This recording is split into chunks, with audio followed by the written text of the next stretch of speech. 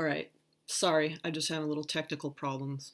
Okay, so I asked you to read four short pieces on modern monster theory. Four scholars who are trying to explain to us, why the study of monsters is significant, and also where monsters came from. Why do we even imagine monsters? So we begin with Trout. Trout's Why We Invented Monsters. And he first suggests that all monsters share a common feature, which is that they eat humans, and that we're basically hardwired through hereditary cognition to dread this awful fate. Second, he says that monsters like the dragon usually take the form of hybrids. They're part animal, like a lion, or part cat, I guess, part reptile, and part bird, since they can fly. That is, they're a combination of things that hunted us millions of years ago. I looked up, apparently they were very, very big birds, because I thought birds are not scary. But if they were huge, they might be. He suggests that the hybrid monster arises from a survival mechanism in which early hominids conflated predators into a single creature, which would provide a quick neural message that anything resembling a dragon was to be avoided. And he connects this with the etymology of the word monster, which is from the Latin, which means to show or to warn.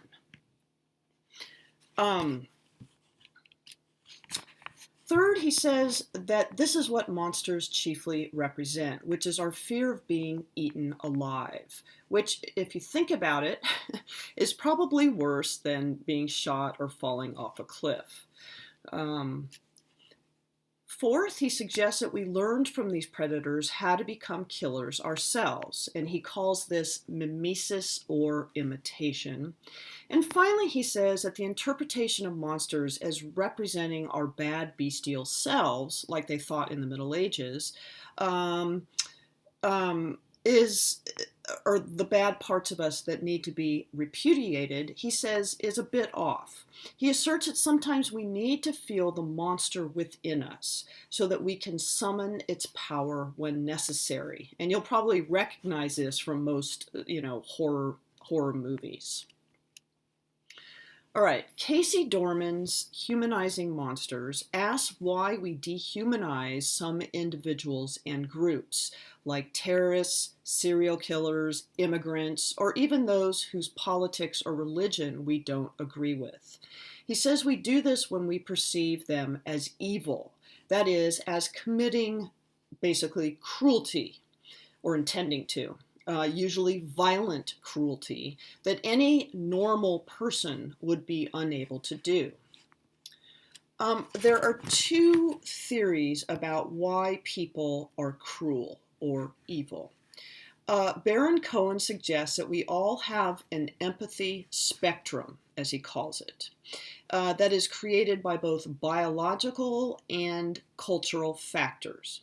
People with a lack of empathy can be both physically violent or cruel, but also emotionally abusive. On the other hand, Philip Zimbardo argues that in fact all of us have the potential to be evil. This explains historical genocides, right? But Zimbardo's and others have also seen it in experiments like the one at Stanford University involving students role-playing as prisoners and guards. Apparently the guards became so sort of abusive to the prisoners, they had to stop the trial. Zimbardo says that ordinary people commit evil acts partly out of the perceived pressure to conform. But there are also a few handy cognitive mechanisms that are used to disengage ourselves morally from cruelty. He says the first is using euphemistic language, like calling someone animals. Second is by displacing personal responsibility. And so if you're acting, say, as part of a group, or assuming that you're just doing your job or following orders, which we often heard at the Nuremberg trials after World War II. Another way is by ignoring or minimizing the consequences of your actions. And he said, fourth, the way in which we distance ourselves from our moral culpability is by dehumanizing people, by seeing people as beyond or undeserving of humane treatment. And of course, this is hard not to do because we hear news stories every day, right, of people who appear to fall into the evil category. Mittman, in his introduction to a major anthology on monster studies, suggests that to understand the monster, we need to look at its impact. Why are people scared of it, and what does it cause people to do? Because often, he says, it's the monster's effects that have the most meaning. So right now we're watching In the Flesh. It's a BBC TV series about people in England, and takes place in a small town with partially deceased syndrome. That is, they are zombies for whom they found a partial cure. They have to get a shot in the back of the neck every day, and they put on makeup and wear contacts so that they look normal. Kieran, who's in the still here, had killed himself after his best friend and secret lover had run off to war and then was killed in order to escape his father's finding out about their relationship. When they both return reanimated, it's clearly less a problem that they're zombies, right? Especially for the other guy's father, than that they're lovers. And the impact or the effect, right, on his lover's family is the father kills his son. All right, Cohen's, the piece by Cohen is a little difficult, or a little more difficult, but it's probably the most important piece. He's the most famous monster theorist, and so I wanted you guys to just have a look at it. And I've distilled, he has 7 theses. There's a couple that overlapped. I've distilled them down to 6, and really even 5. So, okay. He begins with the assumption that monsters, even though they're imaginary, are nonetheless meaningful. He says in Thesis 1, the monster's body is a cultural body. That is, it represents a culture's fears, anxieties, and desires. Monsters always signify something else. Thesis 2, the monster always escapes and comes back again. And what this is just a fancy way of saying that we see the same monsters over and over. Thesis 3, the monster is a harbinger of category crisis. He means literally that monsters are often hybrids, right, that defy or challenge our rationality. But he also suggests that monsters kind of represent cultural change. And again, I'll explain this again in just a minute. Category crisis, where people's ideas of categorical thinking, are you a man or a woman, right? Are you a Christian or a Muslim, etc., begins to be blurred. Thesis 4, the monster dwells at the gates of difference. We fear those who are different, political, racially, sexually, ethnically, socioeconomically. Thesis 5, I'm sorry it's blocked out, but I'll go over it on the next slide. The monster polices the borders of the possible. That is, monsters serve as warnings not to transgress. Remember the root of the word monster, monstrum, is a warning.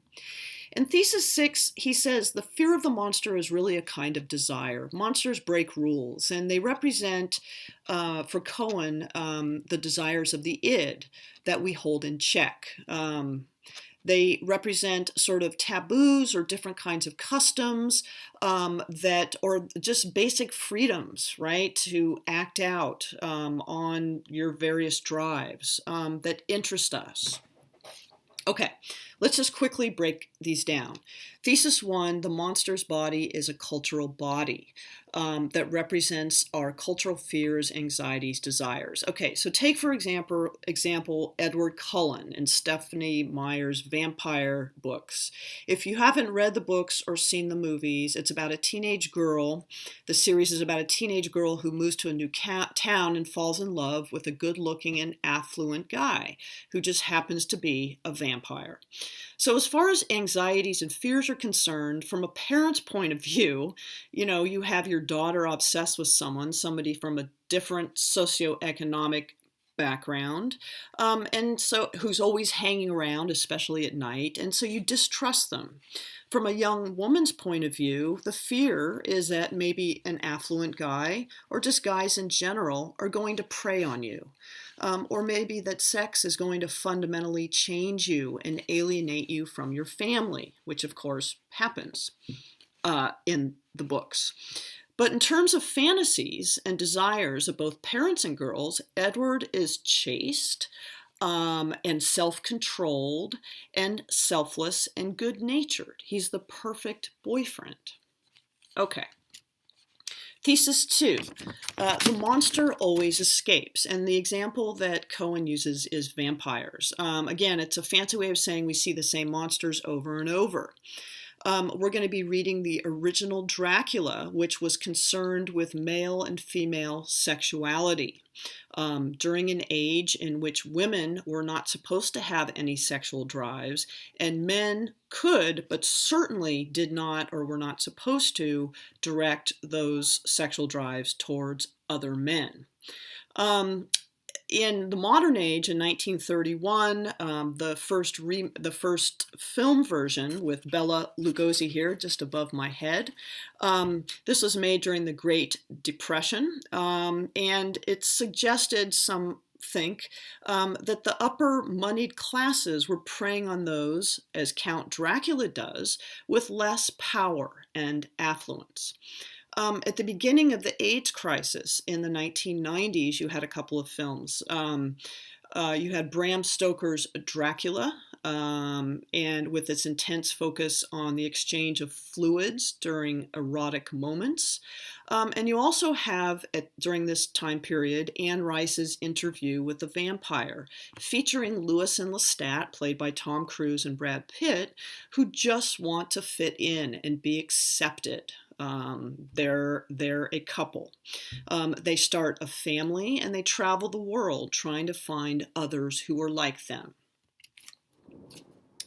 Okay, Thesis 3.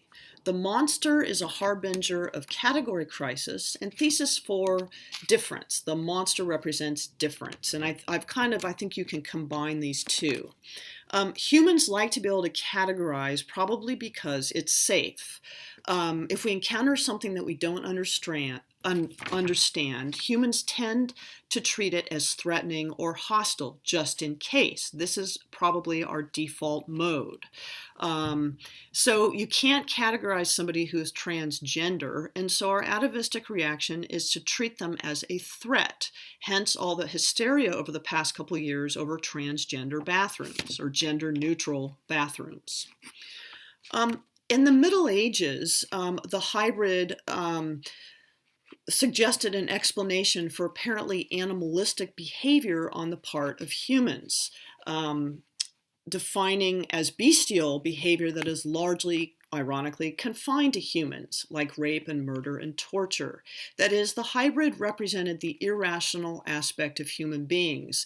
Like the corpse here, again, I apologize, but the corpse here, it's fake anyway. It has a head of a bull just above my head. Mermaids go all the way back to the Odyssey when the sirens attempt to seduce Ulysses' crew with their song. Christopher Columbus reported seeing sirens or mermaids in the New World. These were probably manatees, and he was disappointed that they were, quote, not as pretty as they are depicted, for somehow in the face they look like men.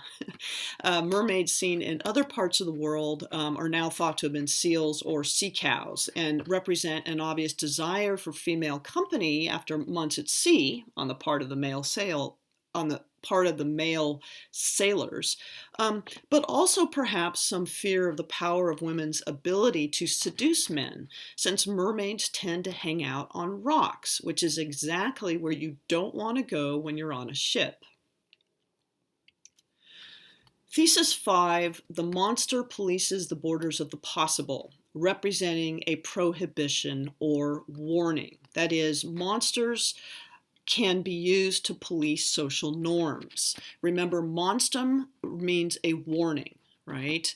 And another way to interpret the monster is as a sign that reveals behavior that we are threatened by.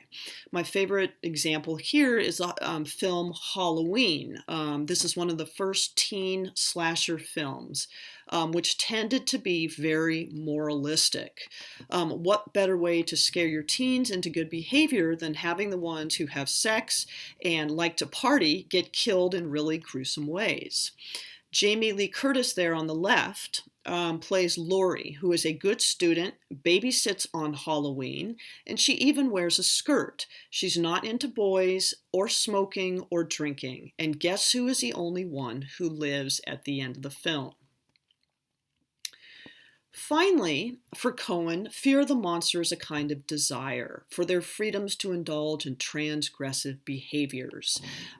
What Cohen means by this is that although we fear monsters, we're also fascinated by their behavior. That is, their freedom to indulge in the violence or the violation of norms, right? That we either repress or that we're too scared to do. And so, yes, we fear monsters, but we also sort of admire them. Thanks for listening.